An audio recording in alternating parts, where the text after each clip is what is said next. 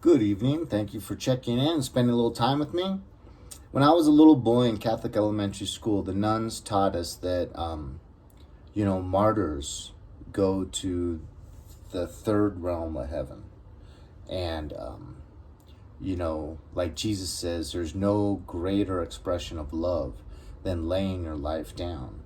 So if you do that for your belief in Jesus, you are going to be greatly rewarded for all of eternity.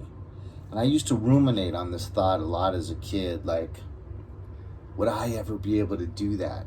You know, if there's the executioner there with the big sword, and you either have to say you worship the Antichrist or, whatever, or you just simply have to deny your belief in Jesus, or you have to put your head down on the tree stump and get your head cut off.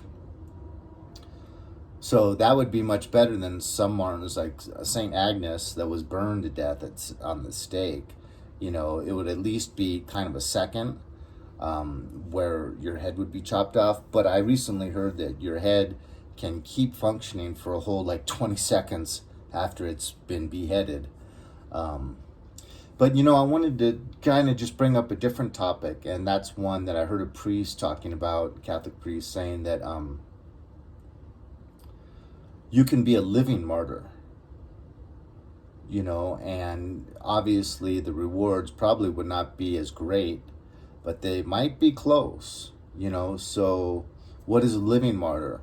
A living martyr is just someone that puts up with so much disdain, mistreatment, abuse of a psychological nature or even a physical nature, simply because of your alignment with not only your alignment with Jesus and the Holy Trinity, but also just your alignment with goodness. And that's something that I think scapegoats can relate to a lot, because that's oftentimes why you're pigeonholed the scapegoat in a family, because they're into, debasing people, mocking people, laughing at maybe an old person falling. I mean, really kind of things that just are not good. And if you're just kind of got that heart from birth that wants to be aligned with goodness and cares about others and things of that nature, you're not on the team. You're not, subscribing to our family way of doing things. Excuse me. So you can kind of be alive, but still go through so much mistreatment and difficulties that you can kind of earn this title that a priest spoke about on YouTube video of being a living martyr. And boy, that can really help you tolerate some of the difficulties of being a scapegoat. Because scapegoat is not only in the family. You can be in the workplace and have a whole kind of maybe just based on greed, or maybe just kind of evil is infiltrated that workplace, and you're aligned with goodness. You're going to be pigeonholed, you're going to be singled out, and abuse is going to come your way. What else?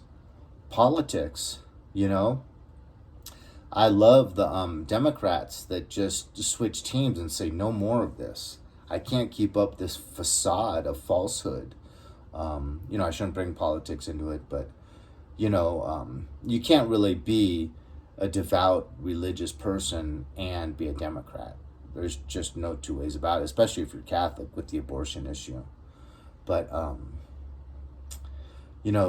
that alignment with truth and being totally committed to not lying and living by truth, regardless of the cost, and that is going to bring so much difficulties your way. If you try to really never lie, in the long run, it serves you very well. You don't have to remember who you lied to, who you told what to, because the path of being dishonest over the decades is gonna take you to some terrible places.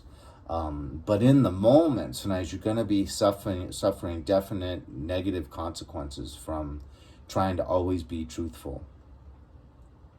So here's to being a living martyr and reaping those benefits, some here on earth, but mainly in the afterlife. Leave a comment, hit like or dislike. God bless each and every one of you. If you made it to the end, I appreciate you and love you very much. Amen.